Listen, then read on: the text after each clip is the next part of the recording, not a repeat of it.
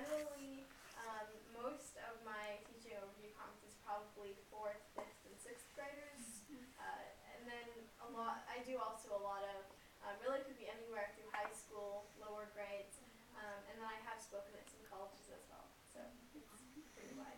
So what do you talk about, or what is the subject that you mainly teach? Is it about English and reading and writing, or? Generally English. A lot of times one of the things that I do with the students is have them submit ideas when we do a collaborative writing exercise, because something I find is that a lot of English classes is, we're going to talk about this concept and then I'm going to give you an assignment, if you write, you get a grade, and then my lessons are really to make things less confusing, and it's a lot of practice. So I'm not just saying, here's homework, you go off and you write yourself, but we're doing it together, we're asking questions and they're submitting ideas that we're writing up. So a lot of collaborative writing exercises, and mainly writing and reading.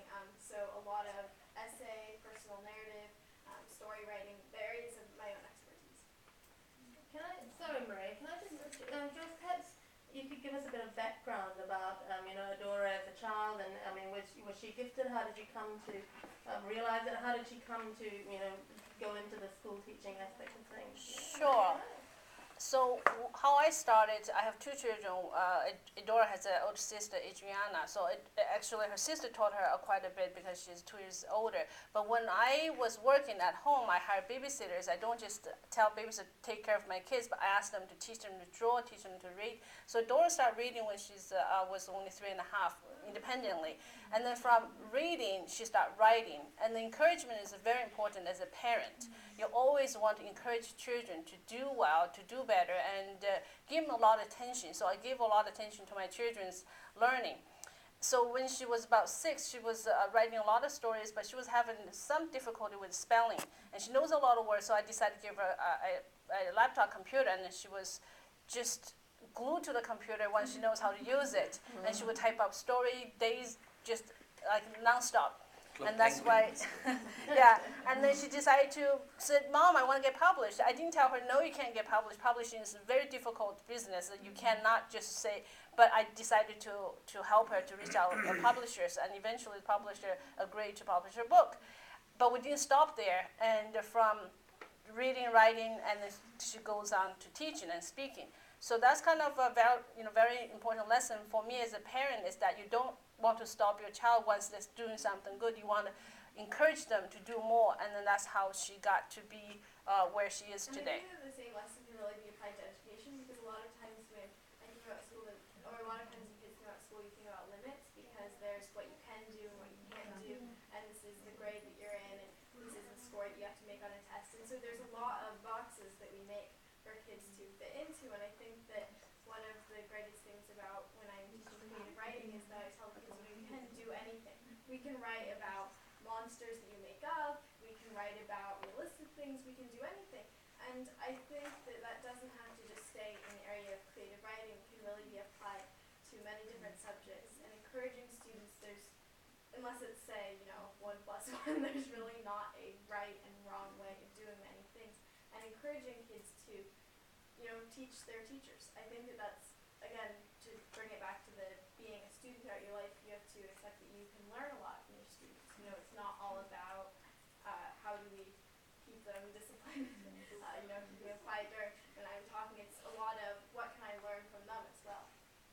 And I think that that's one of the things that I worked on over my teaching, was being open-minded, because I love being the authority. I love standing in the front of the room and teaching other people and being in control, but at the same time I have to let go of that a little bit sometimes and realize, I'm not the only smart person in the room, and my students have as much to teach me as I have to teach them, though maybe in different ways.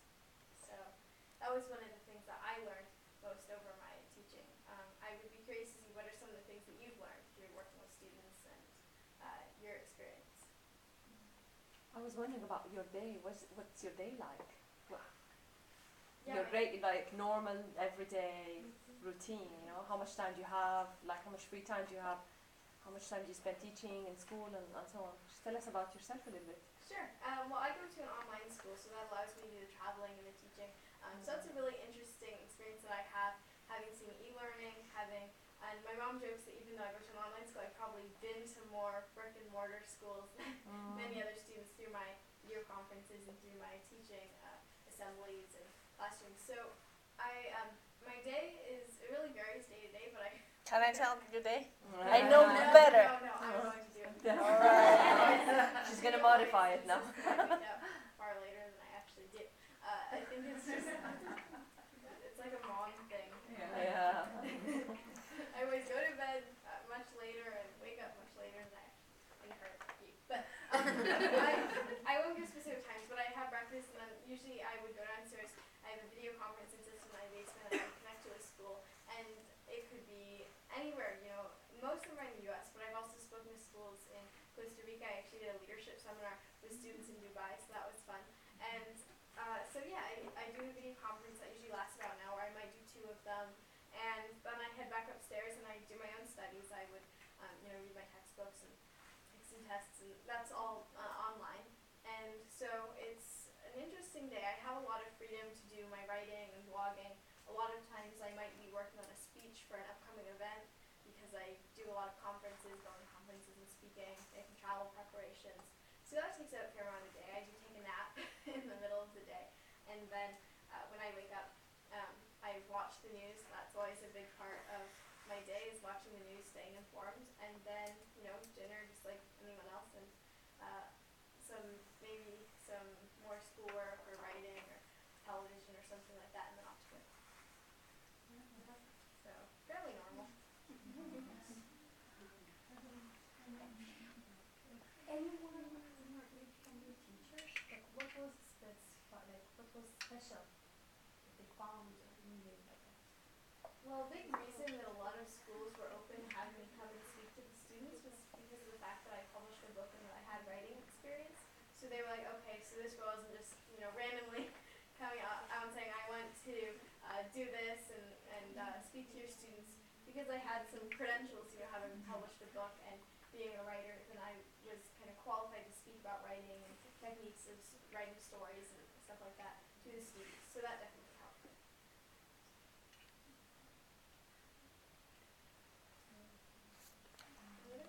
Oh, yes. I don't know. I have a lot of questions actually.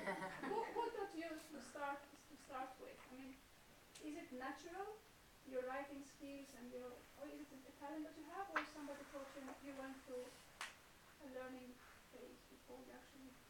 Well, obviously I had to, you know, learn how to write my alphabet, but I think I was definitely after I learned how to write, I was just, you know, this was a completely new, awesome thing to me. And so reading and writing always, from the very beginning, because my parents would read to me, and a lot of times they wouldn't just stick with the normal, you know, books for kids that are 2 and 3, picture books that's like Spot does this and Spot goes here and Spot, you know, the sort of repetitive ones, which I mean, they did at the beginning, but not for very long. They realized that I could understand more advanced stuff, and so they didn't just restrict me by, oh, she's 2, so she should only read this sort of thing, or we should only read this thing to her. So I think that was a big part, was that because they didn't restrict me based on how old I was, they read me all kinds of books, then I became interested in reading and writing very quickly. So then when I learned how to write, I naturally started writing in the style of books that I read, or with really fantastic storylines that would just go all over the place, and I had a lot of fun with it. I think that had a lot to do with it, the fact that I was exposed to a wide variety of books, and that I was allowed to write really creatively. Laura, did you ever go to a public school? Well, my schooling experience, I started out being homeschooled because at 3 and a half, then I would have been sent to preschool, and so everyone was kind of learning their alphabet, and I already knew how to read chapter books, so it would have been a little bit. But did you want to repetitive. play with the other kids? Is the question. Well, What about that you? was the thing, was that my mom set up an after school, and so all these other kids, some were the same age as me, some were older and younger, so I had a great experience in being able to play and learn with all these other kids through the after school that my mom set up. So that was nice. I did have a lot of social interaction. And then more recently I actually took 2 electives, cooking and drama, at my local school. So I do still have this experience of going to school in a regular classroom. Cooking and drama, that's a right interesting mix. Yeah. You cook like this, and I'm going to put this in here now. I know, not Mix the it same- together. Not dramatic cooking. Not the Not same dramatic. dramatically no interesting class. But I definitely, and having this experience of online schooling, brick and mortar schooling, and teaching, and it's definitely given me a lot of diverse views on education, because you know, I see the benefits, the pros and cons, and the things that could be improved in all of them. So So what are your intentions? I mean, are you obviously planning to go on and get teaching credentials and Yes. formalize that?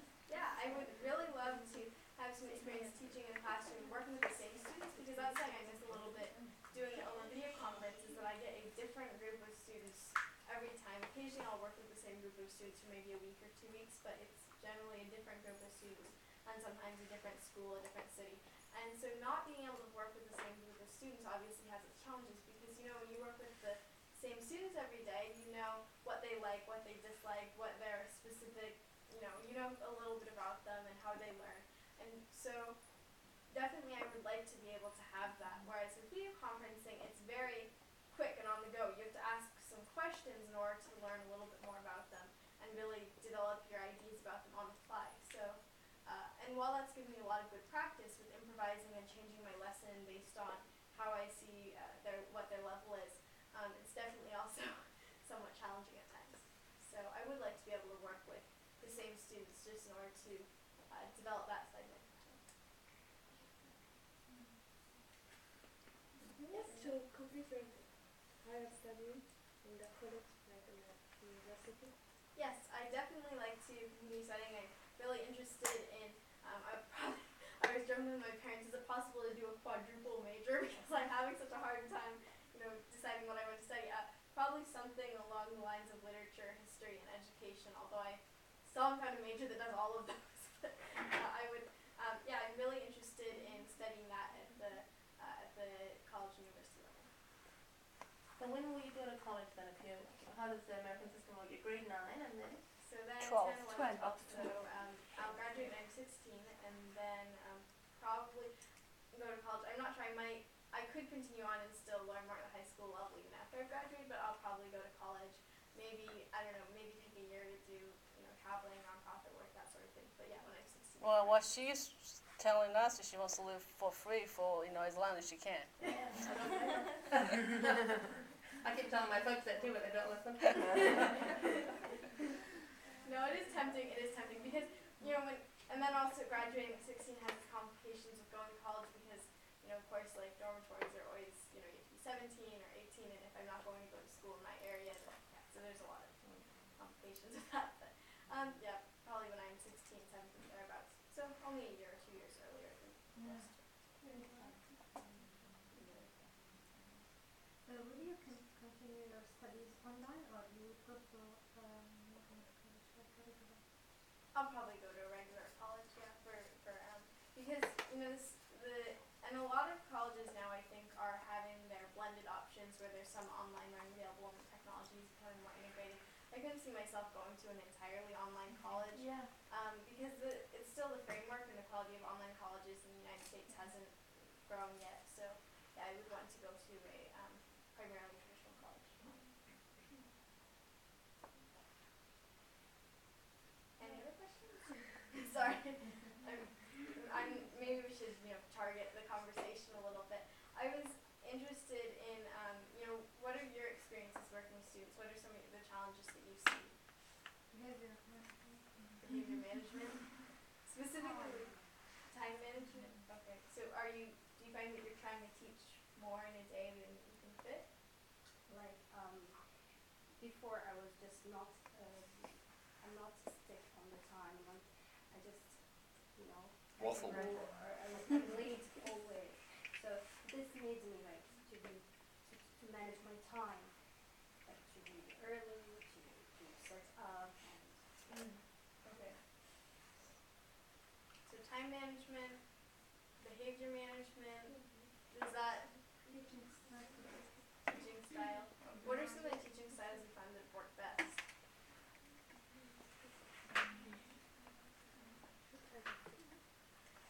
Yes, 2 and 3 should be thinking about it.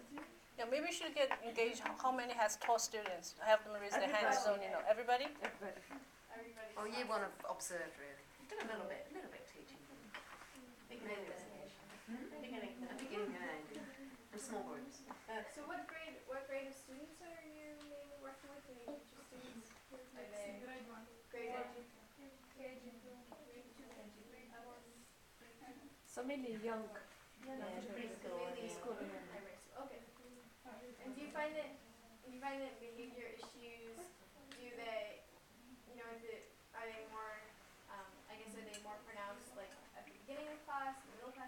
when you teach, do you find that you find behavior issues cropping up more when someone else starts Yeah. and then it Yeah. spreads? Okay.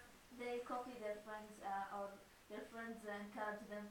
Maybe someone made a challenging behavior and then they start encouraging and getting up and you know. I see. Yeah. Okay. And is it mainly what sort of behavior issues are there? Is it mainly like just talking or passing notes or something like Yes, that? they Distracting. distracting the class. Okay. So how do you deal with things like that? There are behavior strategies, yeah.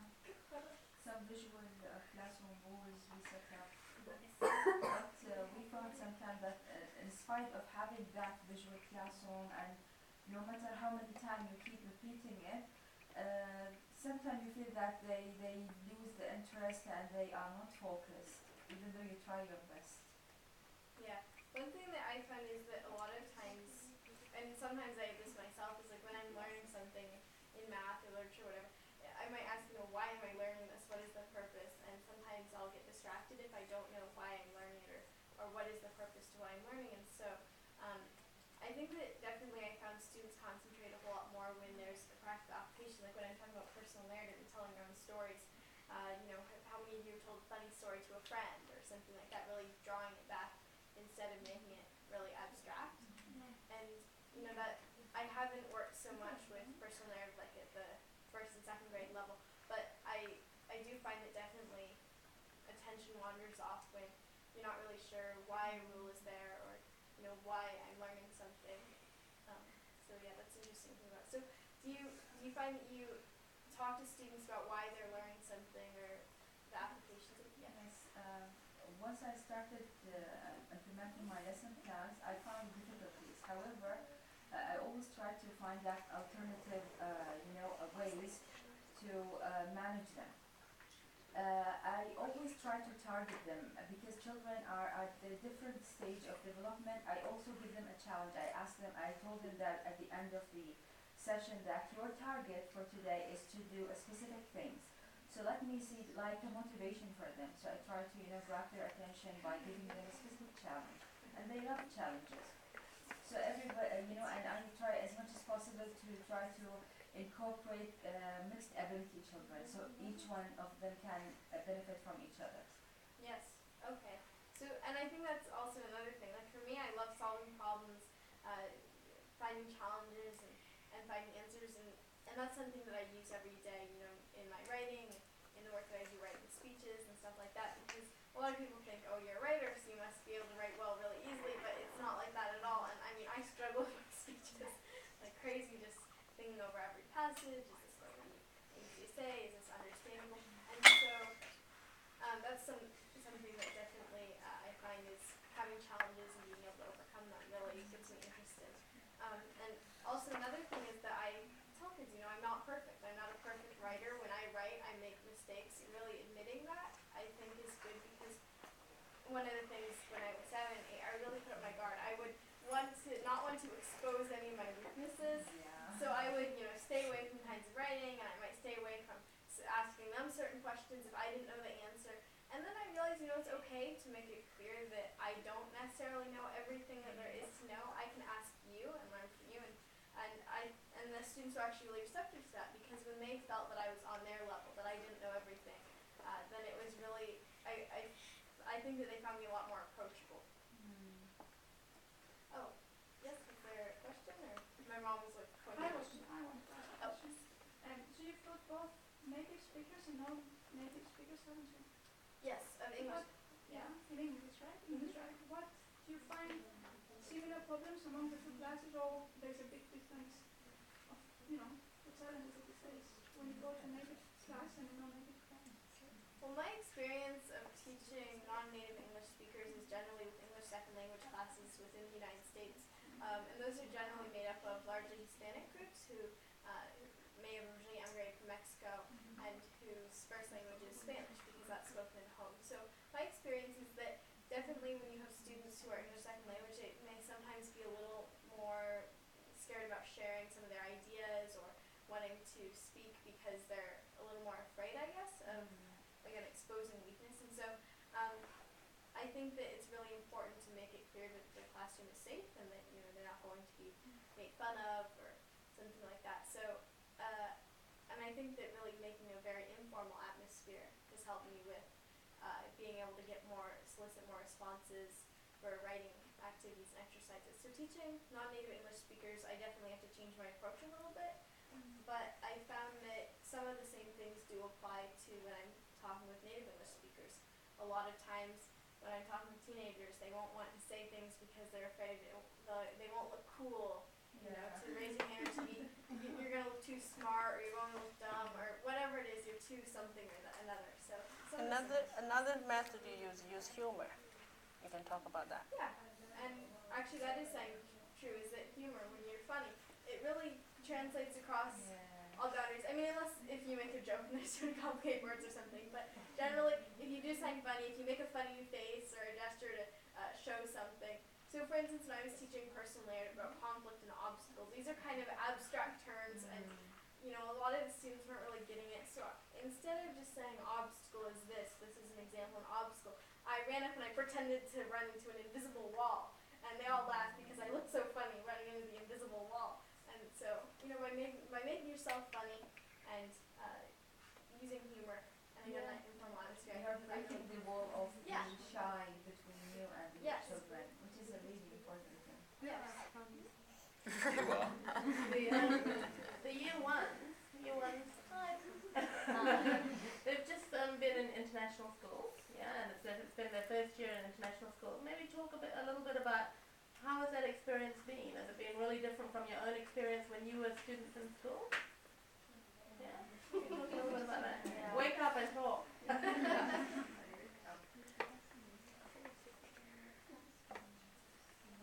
Is it same or different? Cousin, what did you find different? I know you could talk. What did you find different in the international schools? The way of teaching, it's more different. Like in grade 2, when I was in government school, I wasn't teaching like what now in international school they're teaching. More. So what did you do? What did you do in the government schools? What do they do in the international schools? Just ABCD. Yeah. All months, A, B, C, D. At least you know it. I think it's boring. Yeah. With no rhymes. I remember once they used to taught us in the government school, they just, the teacher asked us to open the book and start, repeating the letters. Yes, without even showing us how we form each letter properly. And at that time, we didn't even have the phonics to improve our listening ability and then writing it as well. It was really difficult. So now we are learning Are they the phonics and the the college. But now in grade 2 national, they learn grade 1. They started from grade 1. I have a question. All else fails, Rana has a question. It's like this. Choose me. Did you find that your age was a plus, or was it a positive thing or a negative thing when you were approaching children? Well, I'd like to say all age groups. You were saying you worked with younger ones, older ones. How did that work for you? Did it work for you or against you? Well, my age definitely has been a plus and minus. So when I was approaching schools to say, I'm an author, I'm interested in coming to visit, then they would be a little skeptical because it's like, you're 7 or you're 8 or you're 9 or even 13, it's still, what are you doing? Why do you have these credentials to speak to our school? So even with a published book, then it was still, it's a little kid, so that definitely was a negative thing. But when I actually went to speak to the students, then my age made me a little more, I think, again, approachable because they saw, oh, she's our age or she's shorter than us, or even for preschool students, I was much taller, than all the preschool students. I would still be, I think I was still a little more approachable than the giant regular teachers. So my age was definitely a plus in those cases. But at the same time, I think that I have to continue improving my teaching so that my age isn't like a fallback, so that people don't say she's good for her age. I don't want to be defined by my age and have that be, you know, a defining thing. So how do you work on your teaching skills, or I what- read, oh sorry. yeah, you said you read. Oh yeah, I read lots of books, lots of blogs, lots of profiles of successful teachers and how they teach. I was just, well, my mom was, my mom catches me when I'm sometimes going off topic. She'll give me a critique afterwards. You were using a lot of filler words or something like that, so often on the mechanics of just how I'm speaking. And then I definitely a lot of education books. You go to conferences I to go to observe. conferences, I watch sessions, I listen to people, have them give me feedback, so I'm able to gain a lot of experience and critique from a lot of different areas, conferences, Sounds books, really interesting. I'm blogs. sure very fulfilling as well, because you're interacting with people all the time and learning new things. Yeah, It's an definitely. amazing experience for you. Yes, Yeah. and it's a continual learning process. That's what I Continuing, mean. yeah, definitely. Yes. You like teaching, but you like study, like the other subjects, science, math, The students, yeah. you Yeah, like well, studying. It really depends. I love reading, literature, history. Those are my two favorite topics. Art I like a lot, but science and math it's a little more challenging and that's why I would not consider myself qualified to teach either of them. And I've never tried to deliver a session about fractions or something because I still have difficulty with some of those areas myself. So I like studying, but I definitely still have challenges. You know, I'm human. Being a teacher doesn't mean that you're good at everything. No, that's true. That's true. I Does want to it? ask, yeah. I want to ask the question of the group. Okay, this is something I do with Adora sometimes. So she thinks that I haven't been a very good parent. If she were a parent, if she has her own children, she's going to teach them different way, and she has a grand plan. My question to you guys is, what do you envision when you have a family, when you have a children? What kind of characteristics you want your children to have? Do you want them to be brave? Do you want them to be adventurous, curious? What kind of characteristics do you want your children We to already have? have some mothers in the group. Maybe we Okay, can great, ask yes. I just want mine to be rich. Look after me. So who are the brave ones? I want maybe 5 people or 10 people to give some answers. I never said she was not a good parent. No. You said you would be better. I said it's hard to talk. Okay, this is the joke. Okay, Dora, this is a joke. We all say would be better. We all Different, want to, all right. I think maybe as mothers, let me speak as a mother, we always want our children to be better than us, always. Every time we wish something for our children, I think our main wish is that they're more successful than us, they're better than us, they have more luck than us, they have better Happier. opportunities, more money, Yeah, definitely. you know. Nicer to their mothers. So I think maybe that's probably where your mother is coming from, if I may intervene a little bit here. But I think we have some young mothers here, and it's Okay, a go challenge on. because they also are students and they are mothers, so it's a bit of a challenge for them. I don't. I wanted to ask, she has a day off, but she doesn't have to read or study anything. No, I'm telling you, if she Then we will go back to it. if she has a day, My day off. It's yeah, like she'll it's be like reading. Read books. Yeah. Well, no, the difference is because on my regular, if I have a day where I'm working really hard, then I don't have the time to read my fiction novel. No, the difference is what I read. On a day when I'm working super hard, I'll be reading all these, I don't know, rereading my speeches in order to proofread them. Let's say. On a day off, then I get to read fiction novels, sometimes not that great ones. Yeah, that's her day off. She gets to read fiction. And I mean, when I say yeah. not that great ones, I mean not Yeah. trashier. Not those who so I want to answer. I want at least 5 people that gave me that answer. Come on, we have some young mothers. Yeah, go ahead. Maybe they are curious, they are respectful, they are thinkers, they are not shy to ask, and they have self-confidence. Great. This, Yeah, great. So have Aisha, great. what do you want from your daughter? I'm only concerned about her academic more than her personality. So I want her to be confident, social. She's already. Yeah. And also I want her to be good in school. Like the teachers always say good things about her. And also in learning, I want her to be be normal. Risky. To be perfect. Perfect, yes. We all want our kids to be perfect. Now who's the new mum? Alia. Fatma, Alia, you're the new Maria. mum. How old for your little fella? How old for your baby? 2 months. 2 Very months. new. So what do you want? I want him to be like Adora. And we have Khadija here has a son as well, and he's 2. No? He's big now, hey? So what do you want from before? I want him to be the best The best. person. The best. Of course, I want him to be good at everything, but I won't be able to achieve this. So if I see a strength, I will be providing him with the help and with the support. Yeah, I think it's important to see what your kids are good at and try to help them achieve that dream, that specific dream, if they want something out of their lives. So I assume you provide that to your students as We well. have Maria and Fatma there, who are mothers. Tell us, both of you. Maria Fatma wants her children to be happy. Maria Be Fatma. able to do whatever they want and put themselves to do whatever they want to do in life. To do what they want, to be able to do what they want. That's really important. Not what we want, but what they want. What they want. Yeah, That's sometimes really difficult to separate. Well, if you brought them up this way. And like it got.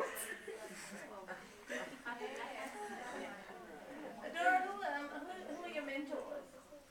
Well, definitely going to conferences, I find a lot of people, both within the fellow speakers as well as within attendees.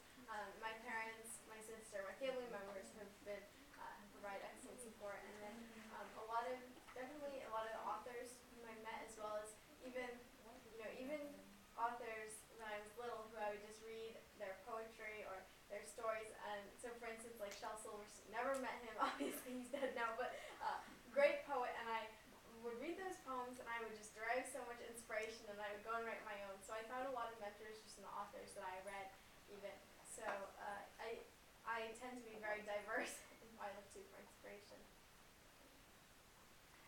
Can I ask about your sister, because you co-authored the poetry book with her, and you said she's 2 years old and she helped you a little bit. What does she do now? Well, she is very musical, so she loves to play piano and violin. And actually, the reason she couldn't come to Dubai was because she was on her school orchestra field trip to Disneyland, so they were playing there. And so she's very musical, much more actually. To say that pretty much everyone here is much more musical than I am. If you know any notes and you can keep the same note when you're singing, then you're more musical than I am, because I don't play any instruments and I sing at all. But so my sister and I really diversified, I guess. We both do poetry, and that's one area where we fight bitterly about who's better. And so I think that it's been definitely to our benefit that she does one thing and I do another, because we're able to learn from each other and not compete too much. Because if we were both writers and we both were speakers, then we would have just torn each other to shreds by now. At least by just sticking to one thing in common, poetry. You just have to do then that. live that way. You have one thing, some of the poetry, what would you like to discuss outside education, outside books, outside poetry? What would that be? Ooh, if I had and so One thing, nothing anything. nothing to do with teaching. Nothing to do with teaching. Okay, so nothing to do with what I'm doing right now. I would probably let me think. What am I good at? Oh, I know. I would be an archaeologist. Oh, I love history, and so an archaeologist finds artifacts. No, actually, that's too. I think that's a I really did- nice yeah, job. Jones. It's I just interesting. realized. Yes, no, I thought about it when I I. just realized that's too sciencey for me, because I'm not good at science. That involves a lot of science. Adora, I wouldn't say you're not good in science. I think you just need to apply yourself I'm not more. so good at digging. Science, yeah. I'm good at digging. I'm good at digging. Another question. I have a question. Yeah. Okay, what is your, in general, what's your feeling when you go to any school, when you want to teach? You say that you are an author and you write the book, the teacher you know. Like me, Satia came to the class and she told us that we would meet a girl, she's 13, and I was like, she's a teacher. Teacher 13? I thought maybe I hear Thank you. I was curious to come and see who the teacher would be. And we are studying, no? I think we graduate maybe 21. Our age is 21, it will be Oh, I'll bring the walking stick tomorrow. That is the interesting thing about being a teenager is that 13, 15, those can be heard as 38, 50. yeah. Well, and I think that definitely my age has been a lot of people's attention is caught by that as far as my teaching. And so yeah, I think that it's given me a lot of benefits. So as I talked about, as far as my age allowing me to reach so many more students. I think the interesting thing though is that it shows that to be a teacher you don't need to have a piece of paper, that we're all teachers all the time, right? So even before you graduate you're a teacher. All the mothers in here are teachers to their children, you're teachers to your nephews and your nieces and your cousins. Yeah, so it's not about the piece of paper, it's not about graduating with that. That doesn't make you a teacher. Something else makes you a teacher, yeah? The passion and the desire to just be with people and to you know, to communicate and be a part, have a relationship with them. So I think that's what, because when I remember when Adora came last time, some of the year fours said, what are her credentials? You know, does she have a degree? And it's like, you know, that doesn't make you a teacher. That, you know, that's on your way, but I think being a teacher is, you know. Yes, I can definitely agree with your statement. And furthermore, it's that be a mother, the best thing is to let your children teach you, because when you allow them, encourage them to teach you, empower them, and you learn from them. My best days is when Adora teaching me something new, which she does every day. I mean, she just can't help teaching. I mean, every time. And she reads the newspaper, she reads the news, she reads a book, and she has some ideas. She always want to share. So do that with your children, because that's the best thing you can do with your children and for your children, is to encourage them to love to learn and let them teach you. You want to write your website address so people can have access to it? So if you want to find out any more about me, yeah, is there Yeah, As an international